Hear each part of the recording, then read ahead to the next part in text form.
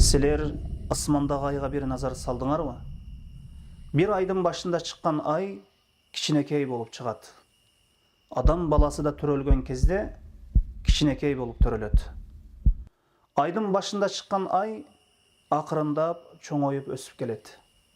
Адам баласы да жаш кезінен анын дене мүшелері чоңойып өсіп барады. Белгілі бір уақыттан кейін асмандағы ай дағы кішірейіп, bir ай өтіп ай жоғалып кетеді. Адам баласы да белгілі бір уақытқа жеткен кезде алдан тайып күш қуаты азайып, бір күн келіп күн суысы бүтеді. О ақыл иелері, сілер сезбей жатасыңар ма? Білбей жатасыңар ма? Уақыт ушунчалык тез өтіп жатқанын. Bir жыл башталған кезде инсан ошол жылдың бүтүүсүн узак санайт. Бирок күндөр түндөр өтүүсү менен bir күн келип ошол жылдын бүтүп калганын инсан сезбей калат, билбей калат. Адам баласынын жашоосу да дал ушундай. Инсан өз өмүрүн узак санайт, бирок кокус ажал келип калуусун ойлоп койбойт.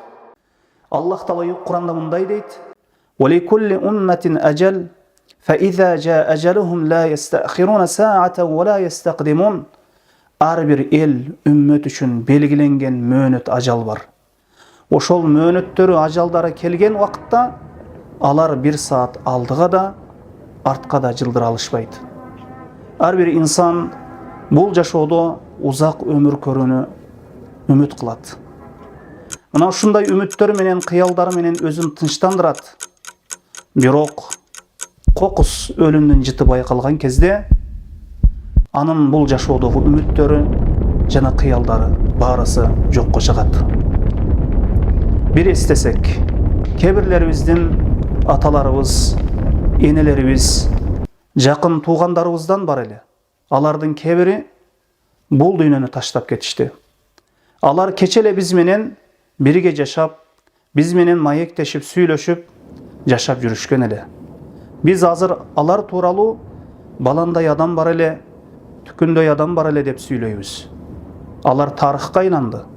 Эртең биз да алардын артынан барабыз. Ошол кезде биздин артыбызда калган адамдар биз тууралуу, бизди билген, тааныган адамдар биз тууралуу айтышат, биз тууралуу сүйлөшөт. Ошондуктан мына ушул нерселерден ибрат сабак алсак, акылдуу инсан жашоодогу ар бир нерседен ибрат алып, сабак алып жашайт. Ошондуктан пенде өз өмүрүнүн күнүн түнүн Аллахка баш ийүүгө арноосу керек экен.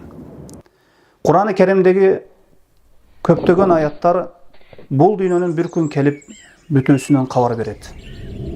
Ошондуктан бүгүн эсеп жок, амал бар. Эртеңки күн, кыямат күн амал жок, эсеп болот. Пайгамбарыбыз саллаллаху алейхи вассалам айткан экен: "Сен бул жашоодо мусафир сыяктуу бол" деп. Ибн Умар радиаллаху анху айтат: "Таңга чейин жашасаң, кечти күтпө, кечке чейин жашасаң, таңды күтпө" деген экен. Инсан колунда мүмкүнчүлүк бар кезде, ден соолугу бар кезде, күн суусу бүтө элек кезде ушул жашоодо көптөгөн жакшы иштерди жасап калганга аракет жасоосу керек.